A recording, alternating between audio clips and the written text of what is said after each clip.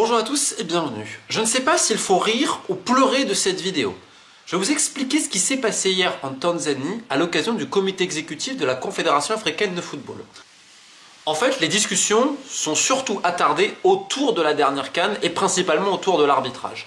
Alors on va faire très simple, il y avait M. Safari, le Congolais responsable de la commission d'arbitrage, parce que comme on le sait, elle a changé plusieurs fois, notamment depuis l'été dernier, et l'éviction de l'Ivoirien qui en était à sa tête suite à la CAN féminine, suppression pour le coup du président de la Fédération royale marocaine, Fouzi Lekja. Et cette commission arbitrale, elle a souvent eu aussi des soucis, on ne va pas le nier. Et là, le discours d'Olivier Safari, je crois qu'il s'appelle comme ça a été un désastre. Déjà, il y a certains prénoms qui ont dit, mais pourquoi il a parlé à Canal+, vous savez, cette fameuse interview où il évoquait les serviettes ou que sais-je encore, qui avait été un fiasco monumental. Mais en fait, pourquoi est-ce qu'on l'a autorisé, etc. Est-ce qu'il l'a fait de son propre chef? Déjà, il y a eu problème. Et ensuite, alors il a eu des réponses assez lunaires. Il a quand même avoué que des fois la VAR ne marchait pas. Notamment à un moment donné pour Maroc-Tanzanie. Mais bon, c'est un peu bizarre. Et donc chacun y est allé de sa complainte. À un moment donné, le président de la Fédération sénégalaise est allé de sa complainte. À un moment donné, Samuel Eto'o est allé de sa complainte en disant mais attendez, nous, lors de notre match, etc. et tout. Et donc, le président de cette commission devait donner des réponses. Et à un moment donné, il a dit non mais attendez, il est revenu sur la finale en disant oui, bon, je suis descendu et j'ai dit à l'arbitre que voilà, si les joueurs sénégalais reviennent, ils doivent prendre un carton jaune. C'est le règlement, etc. et tout. Donc là, il y a quelqu'un qui a dit mais attendez. Vous êtes en train de dire que l'arbitre, vous êtes descendu pour essayer justement de l'influencer, etc., de lui dire quoi faire. C'est-à-dire de s'ingérer directement dans le match de l'arbitre. Oui, mais non, c'est pas ça. Et donc en fait, ça a commencé à être le tohu et le n'importe quoi, parce que les réponses apportées par le président de la commission arbitrale n'étaient pas forcément dignes de ce qui se passait. Entre à un moment donné, la VAR qui marche pas, à un moment donné, il y a eu un autre problème, à un moment donné, je rentre pour dire quoi faire à l'arbitre et tout. Bon, ça a été compliqué. Et le pire, c'est qu'après, il s'est dédouané et il a dit oui, mais vous savez, voilà, moi j'avais une liste d'arbitres, j'ai dû composer avec certains arbitres, etc. Donc faisant comprendre qu'il en fait, il n'avait pas toute l'attitude et que la commission n'avait pas toute l'attitude vis-à-vis des arbitres, autre problème. Et ensuite, alors là c'est encore le clou du spectacle, il leur a dit oui mais vous comprenez, le statut de l'arbitre en Afrique ne va pas, alors il n'a pas tort, faut professionnaliser, il faut qu'il soit payé tous les mois, etc. et tout, sinon bah, ils peuvent aller voir ailleurs. Alors je pose la question, ça veut dire quoi ils peuvent aller voir ailleurs? Ça veut dire qu'il ne faut pas s'étonner si une des parties va essayer d'interférer et leur proposer de l'argent, c'est ça que ça veut dire? Alors le problème c'est qu'encore une fois, il n'a pas dit exactement le fond de sa pensée, mais ils peuvent aller voir ailleurs, ça veut dire quoi? Donc vous imaginez la gravité des propos quand même? Donc évidemment, l'Assemblée était particulièrement choquée et certains demandaient sa révocation, la dissolution actuelle de la commission d'arbitrage qui, en effet, on l'a vu lors de cette dernière CAN et avec les différentes sorties médiatiques et ce qui s'est passé hier au COMEX, clairement, ne peut pas continuer comme ça. Toujours sur l'arbitrage, parce que vraiment, c'était l'obsession de beaucoup de présidents, il y a eu un autre point, c'est que certains ont dit bon, c'est quand même un peu bizarre que l'arbitre qui a fait le match d'ouverture a fait également la finale.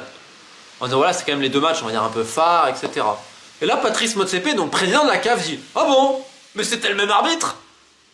Et là, les présidents se sont regardés en disant « Il est président de la CAF et il sait même pas ça. » Lorsque je vous dis qu'il n'est jamais là, en fait, c'est juste un président de paille presque.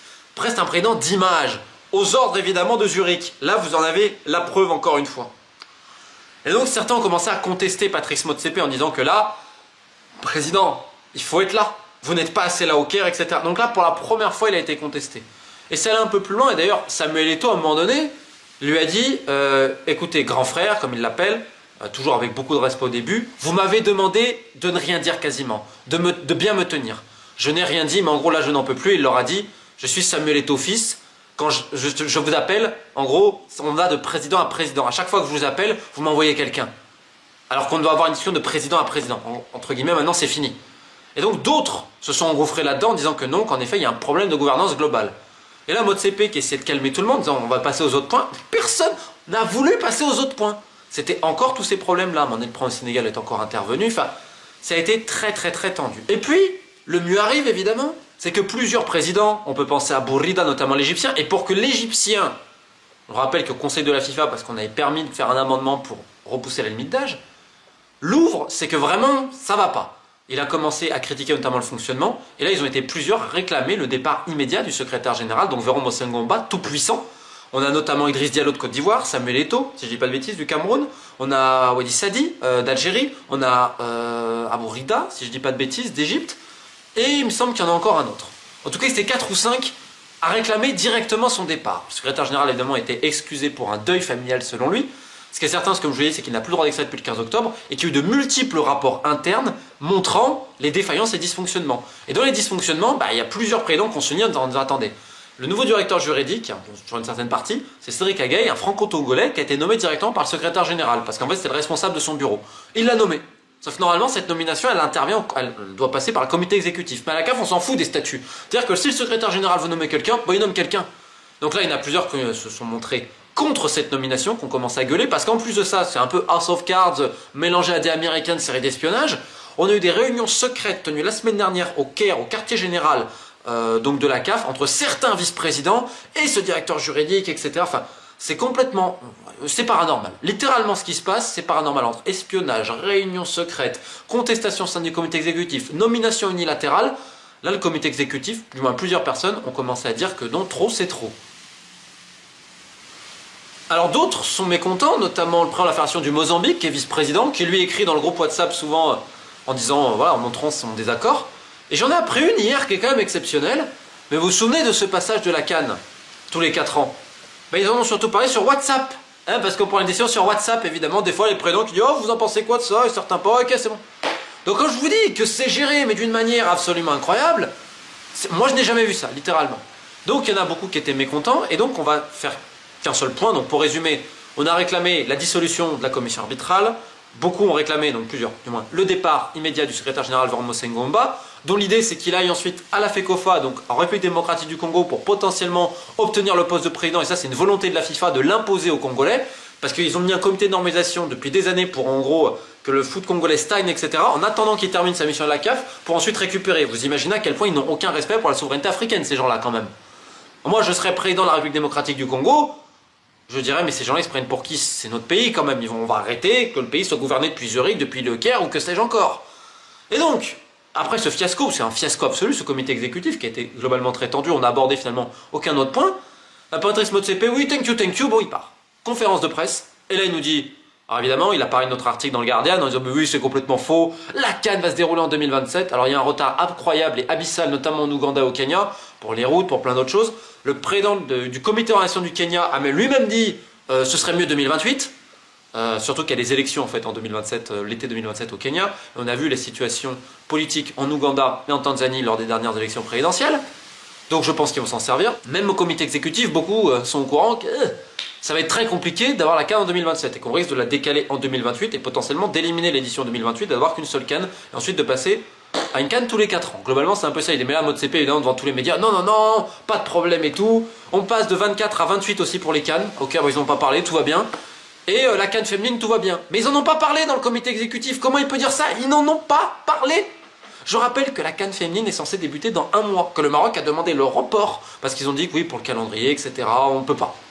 Et Motsepe a dit non, parce qu'on ne peut pas avoir de report, parce qu'après, il y a les journées de qualif Coupe du Monde. Et t'as l'Afrique du Sud, on sait, par l'intermédiaire de sa vice-première ministre, qui avait dit que bon, vous allez l'accueillir. Après, ça avait tempéré. La ministre sud-africaine avait dit que non, mais qu'il y avait quand même des pourparlers. Alors évidemment, s'il y a des pourparlers, c'est qu'il y a un souci. Donc on fait quoi dans 1 mois? C'est-à-dire que là on ne sait pas si la CAN féminine va avoir lieu. La CAF a dit oui, le Maroc a dit bah non, on demande un report.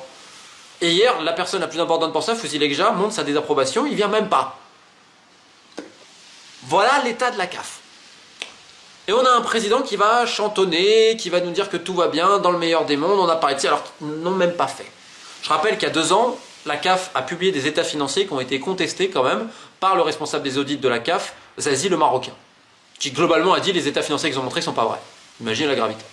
Et je vais terminer là. Bref, c'est absolument n'importe quoi comme vous le voyez, c'est une CAF complètement à la dérive malheureusement. On évoquera les prochaines semaines parce qu'elle risque d'être assez tendue. Et pour la première fois, je le répète, on a même eu Patrice Motsepe qui a été directement contesté au sein de son comité exécutif. Alors ça ne veut pas dire que le courage est revenu chez tous ces présidents de fédération. Mais on va le souhaiter quand même parce que plus que jamais là, le navire tangue et tangue et tangue.